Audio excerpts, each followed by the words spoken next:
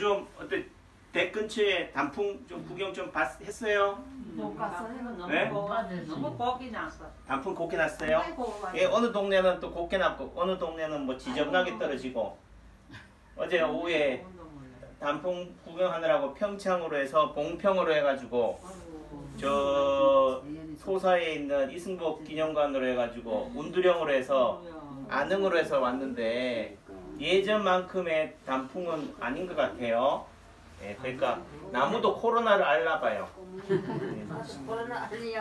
예, 그래서 아파서 그런가 예쁘게 낙엽이 지지 않고 좀 지저분하고 또 그렇더라고요. 그래서 좀 그런 게 좀 아쉬웠는데 우리 선생님이 길거리에서 제가 만났어요. 만났죠? 예. 그래서 길거리 한윤서 만나도 반갑고 길에서 만나도 반가웠고 한데 원장님 왜 빨리 안 나서요? 뭐라고요? 뭐라고? 빨리 안 낳는다고. 아, 왜 빨리 안 낳니? 그렇죠? 예.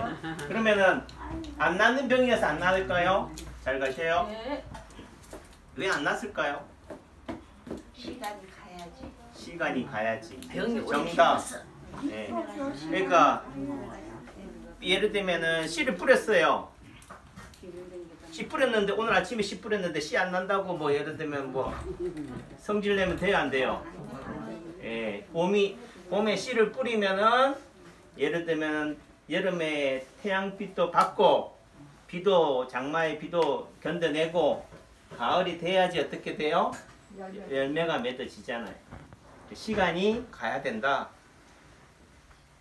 그래서 어찌 보면은 예를 들면은 다른 병원이나 다른 데서는 안 된다고 해서 여기서도 안 되라는 법도 없고 또 딴 데는 다 안 되는데 여기만 되냐 뭐 이렇게 얘기하기도 또 어렵고 또 이런 부분들이 있어요. 그래서 실제 안 낳는 이유는 예를 들면은 뭐요? 때가 안 됐기 때문에 시간이 더 가야 된다. 이렇게 보시면 되는 거죠. 근데 제가 인체파동원리 책에도 나왔어요. 통증에 대해서 써놓은 부분들이 있는데 이 인체파동원리의 치료 원리는 어떤 거냐면은 예를 들면은 딴 데를 더 아프게 해서 원래 아픈 통증을 뭐 하게 만든다? 잊어버리게 만드는 거예요. 이해하셨어요? 내가 허리가 아파서 왔어요. 그런데 침을 어디를 놔요? 1차적으로는 뭐 대응 자리로 생각하시면 돼요. 허리가 아프면은 예를 들면은 반대편 허리 해당되는 자리에 침을 놔서 어떻게 돼? 순간적으로 침을 놓는다는 거는 지압을 한다는 얘기는 어디를 아프게 한다는 얘기예요? 여기를 아프게 하는 거잖아. 침자리를. 그렇게 해서 순간적으로 뭐 한다? 뇌를 속이는 거지. 교란시키는 거란 말이에요. 그래서 여기 아픈 거를 뭐 하게 만든다? 잊어버리는 거죠. 그럼 처음 맞을 때는 침 맞을 때는 어디는 안 아파요? 허리는 좀 덜해. 대신 어디가 아프다고요? 손목이 아프잖아요. 원장님 침을 어떻게 놨길래 침이 이렇게 멍이 들고 침이 아파요? 따져요. 네. 그럼 이걸로 끝이에요? 이제는 침이 아프니까 또 침을 뭐예요? 안 아프게 만들어야지. 그럼 예를 들면은 오른쪽 손목에 허리 자리에 침을 놨으면은 예를 들면은 왼쪽 손목이지. 헷갈리네 저도. 왼쪽 손목 해당되는 자리가 어디예요? 예를 들면 여기지. 그럼 이 자리에다가 또 침을 놔서 이 아픈 통증을 뭐요? 잊어버리게 만들거나 분산시키는 거지. 말이 돼요? 네. 그래서 아픈 거를 자꾸 뭐예요? 옮겨가게 만드는 치료법이다. 그래서 제가 경험으로 이렇게 보면은 이 인체 파동 원리 파동칩을 놓으면은 아픈 게 뭐예요? 덜해져야 되는데 이게 치료해보면 데이터를 쌓아보면요 더 아파요. 통증이 더 심해진다는 분들이 많이 계시고 또 내지는 아픈 데가 자꾸 옮겨 다닌다는 분들이 계시고 또 예를 들면 열심히 치료받다 오다가 갑자기 발목이 부러져서 와요. 예를 들면은 어디를 다쳐서 오고 그래서 내가 이거 뭐 어디 다치게 하는 용어한 치법이 있나 침을 제가 구사하나 막 이렇게도 생각하기도 할 정도로 예를 들면은 뭐요? 침을 맞거나 치료를 하면 할수록 더 아프다.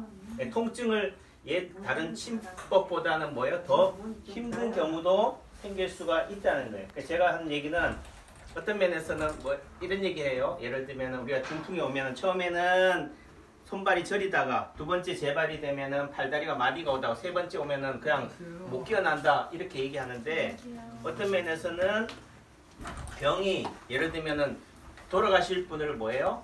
안 돌아가시게 만든다. 수족이 완전히 마비가 올 걸 저리는 수준에서 약간 힘이 없는 수준에서 만드는 차원으로 이렇게 가볍게 액땜하게 만든다 이렇게 또 볼 수 있는데 어쨌든 우리 몸을 리모델링 다시 치료해 나가는 과정상에서는 몸이 뭐 하다고요? 더 아프다.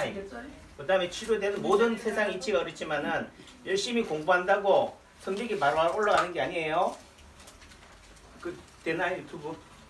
그 우리 딸내미가 어제 전화가 왔어요. 막 눈물 흘리면서 저한테는 안 하는데 엄마랑 통화하면서 한 얘기가 원래 약속을 이번 학기에 학점이 4.5 만점에 4.5점 받으면 강아지 사주기로 약속을 했거든요. 그래서 제가 약속했겠어요 안 했어요? 했겠지. 4.5밖에 쉽냐고. 만점을 받는다는 게 쉽지 않잖아요. 그러니까 무조건 안 사줄 요량하고 뭐요?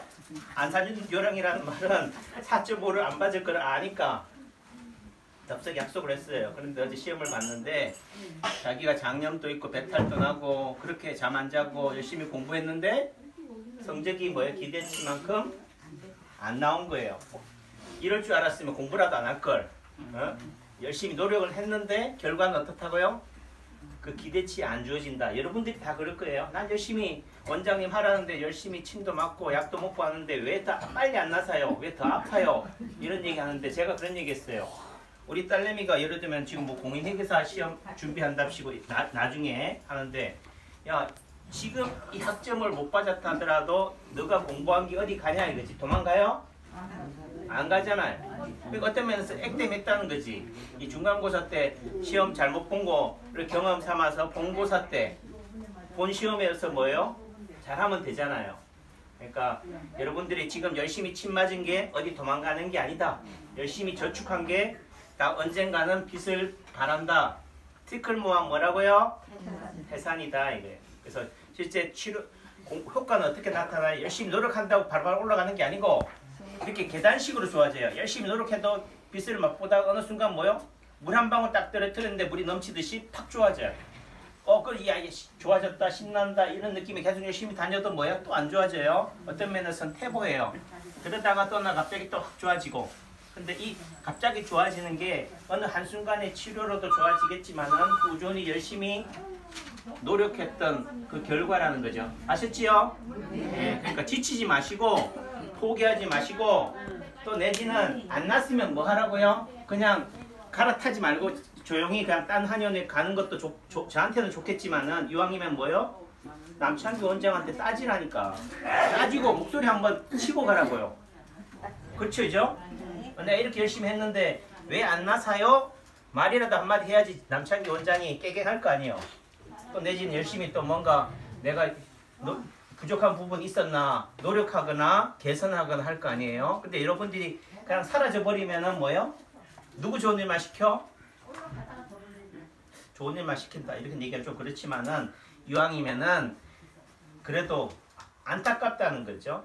더 용한데 더 좋은 치료 부작용 없는 치료를 하는 데로 가면은 또 괜찮긴 하겠지만은 제가 그런 데 있으면 또 소개시켜 드릴 게니까 여러분들이 저하고 뭐요?